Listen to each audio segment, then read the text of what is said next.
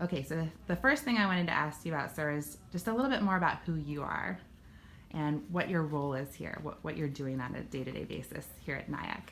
Oh, that's a fantastic question. Thank you very much. My first name's Grant. I go by Grant. I come from a special operations background, of course, a very tight and fraternal organization. Inside, folks know each other extremely well. We typically address each other in an extremely uninformal way. So there's a tremendous amount of familiarity there. Because of that familiarity, we understand each other's moves, reactions. We can anticipate what each and other person is going to do in a particular scenario, in a particular situation. And that's extremely important for small unit cohesion and small unit tactics and to be effective out there on the battlefield. That said, if we take all those dynamics, all that internalized dynamics and all that familiarity and try to superimpose that, I believe, my perspective, my experience, over the course of a conventional military, a much larger force, if you will, I've found it to be challenging, no doubt about it, challenging. But my own belief system is that an organization works far better if there's a tremendous amount of formality, i.e. military structure, as well as the familiarity that goes in it. If you really understand each other and if you really know each other.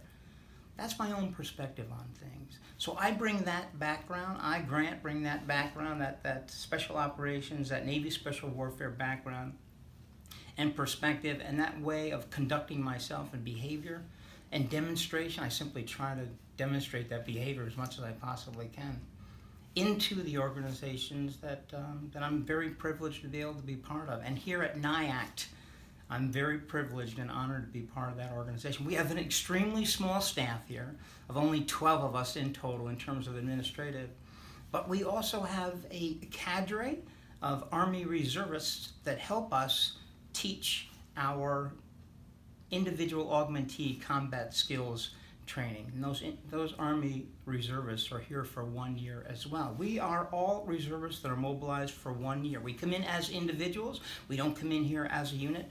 Both the Navy are here as individuals, the Army are there as individuals as well. We come together as a team to try to impart our wisdom on those Navy individual augmentees that are coming here in many cases for the very first time.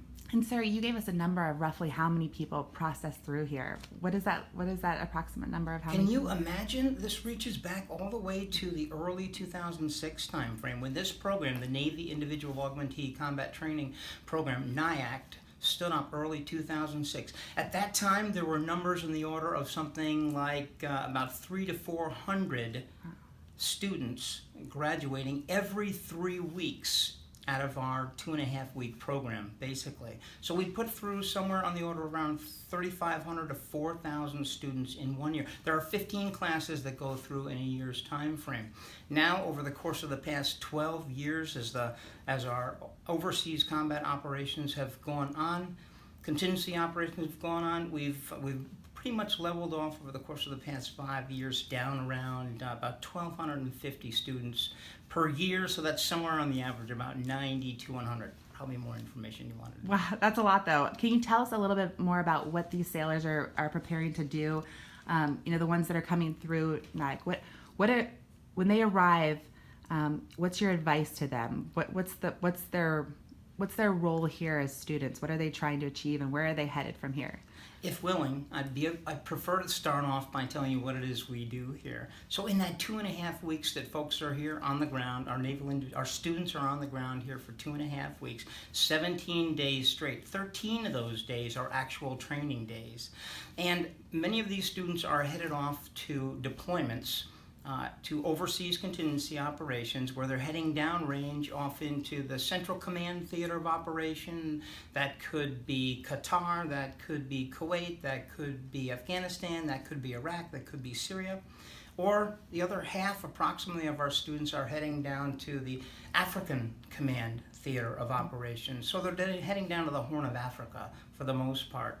And the needs, or the requirements, I should say, the skill sets that are necessary for those two different theaters of operation are not entirely different, but they're somewhat different. There are some nuances.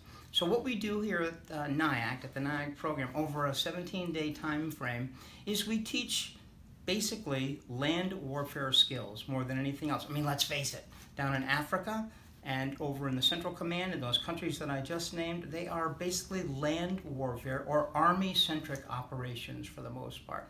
We're putting Navy individuals through our program because they are going off to augment these Army-centric staffs and these installations and facilities.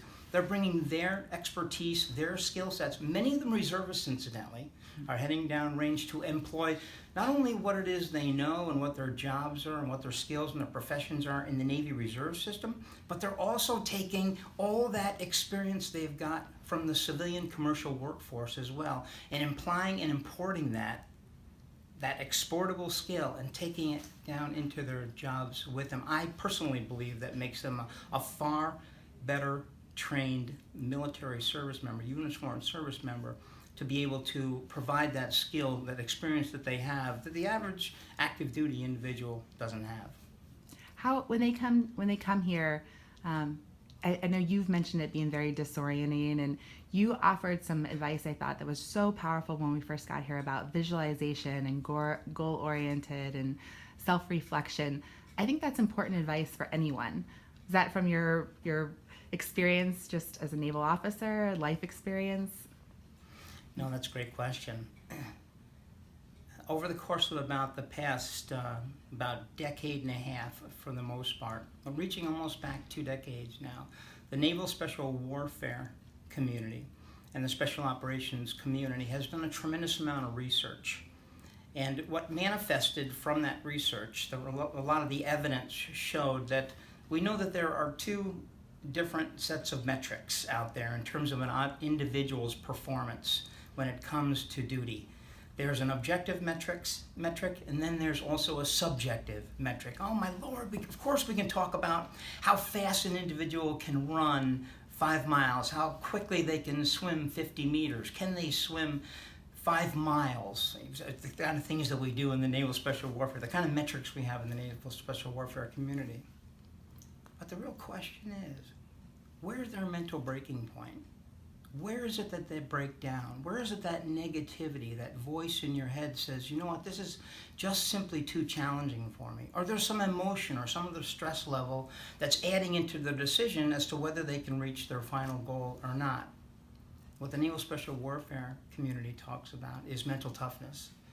And really what we've boiled down is really 4 pillars of what we've identified over the course of the past couple of decades. And this isn't anything new. This is just how the Naval Special Warfare has decided to institutionalize or inculcate in its individuals as we put them through BUDS training. And even, believe it or not, we reach farther back into the pipeline looking for candidates and recruits. The ideas of visualization, goal setting, stress control, and self-talk. And you've already mentioned things like visualization. So visualization is the idea of actually being to see in your mind's eye and anticipate a scenario or an event that's coming down the road. Visualization does nothing more than help prepare you if you can walk yourself through mentally that plan in your mind because you can visualize yourself in that capacity. Maybe it's public speaking, I'm not too sure. Maybe you're running an obstacle course, I'm not too sure. Closing your eyes and walking your way through that entire systemic process will literally fire that mental capacity, that physiology, fire those muscle groups, that synapses in the mind, so that you prepare visually and your body prepares for what you can anticipate to happen. It's the same thing with public speaking. Mm-hmm. Visualizing yourself, standing in front of a group of people. Are you there with a podium? Are you there with a microphone? Are you reading a manuscript? What does the audience look like? What is the complexion of the audience? If you visualize all these things, you are far better prepared to actually conduct the event that you're starting off to conduct. Let's talk about goal setting. I don't know if there's really much that I really need to talk about when it comes to goal setting. Don't we all set goals for ourselves? Don't we all set goals for our children, maybe, or the people that we truly care about? Or at least, let's say, trying to get them to think about goals anyway. I always love the anecdote of the Olympic marathoner, of course. Don't you know that high performance, high caliber runner, maybe the best in the world, is clocking off those 5-minute miles for that Olympic marathon? They're watching that time very, very closely, of course. That's goal setting. Breaking a much larger problem down into small, manageable, bite-sized chunks and setting little goals to achieve along the way. There's stress control, of course, right? Again, the acronym that I always like to use, VGSS, visualization, goal setting, stress control, and self-talk. Well, the stress control aspect of this involves things like just mental control, if you will. Somehow doing drills and exercises, not only physically, but mentally. It can be something like yoga. It can be something like meditation. Maybe there's some level of spirituality out there, some way of actually relieving the stress in your mind, taking you away from maybe the physical environment that you're in, or the mental or the emotional stress that you've got. So all these things that can help you and help your body, right, accommodate or actually prepare for, and better yet, be able to come to grips with that mental stress. Finally, there is the self-talk.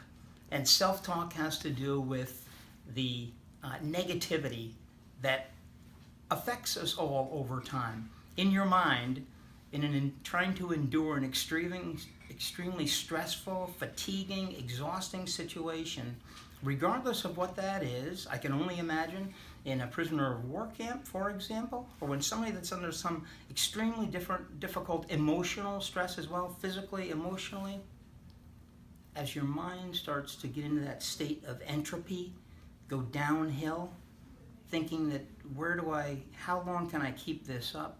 How long can I endure this difficulty that I'm going through?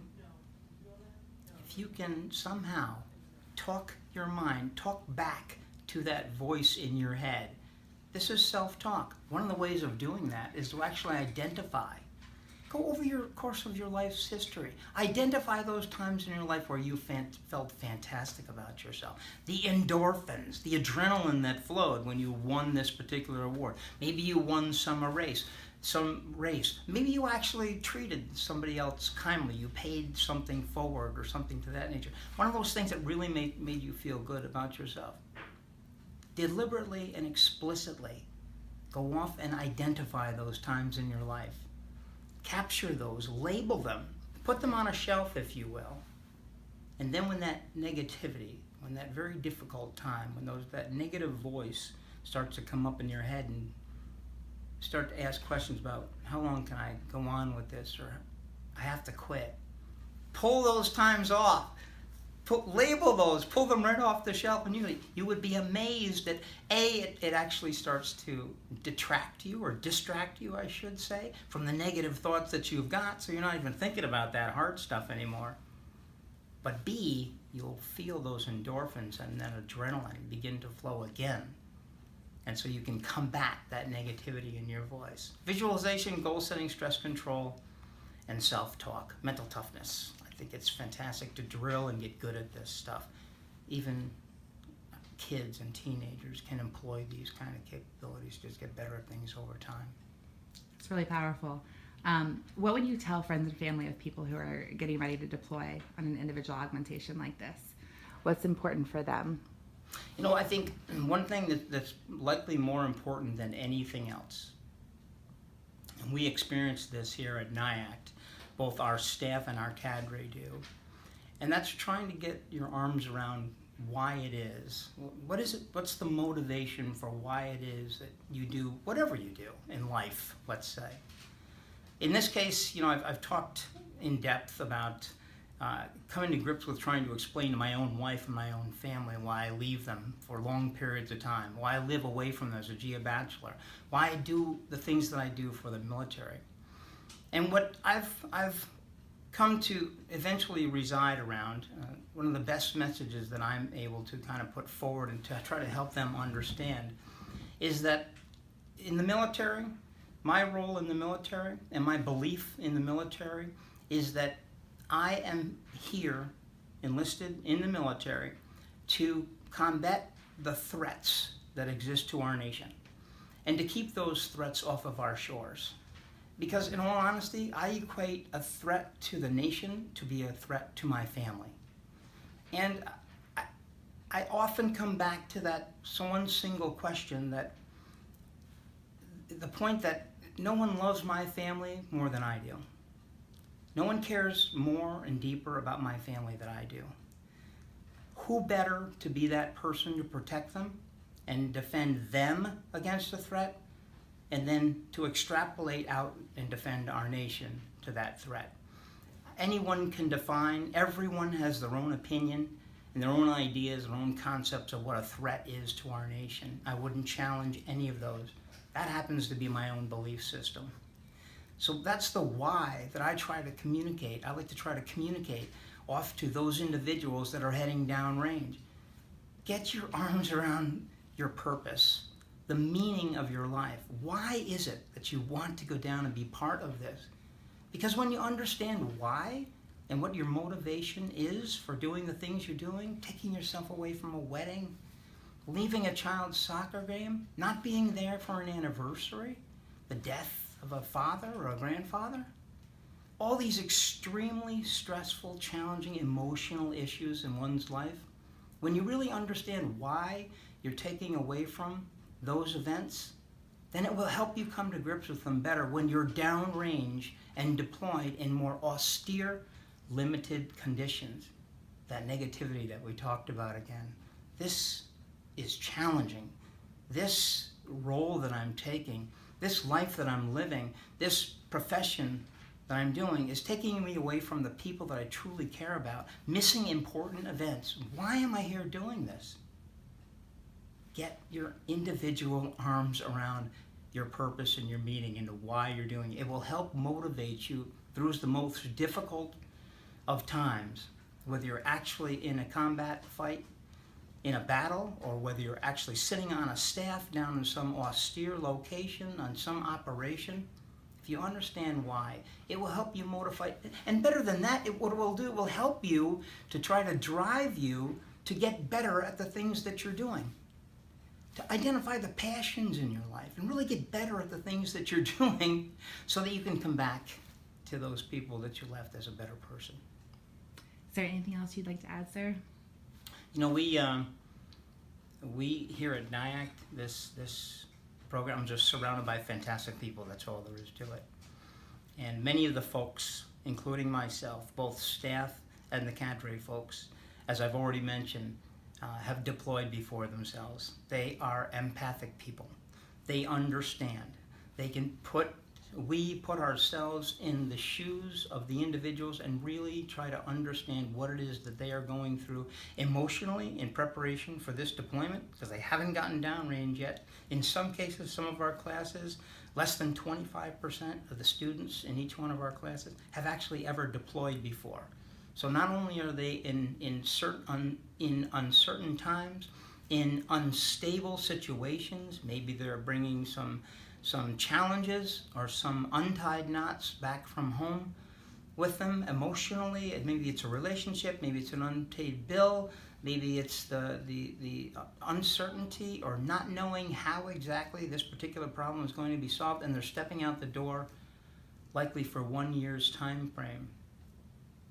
I believe that we can, in terms of customer service, we can care more deeply for that individual through an empathetic lens, basically because we've done this kind of stuff before.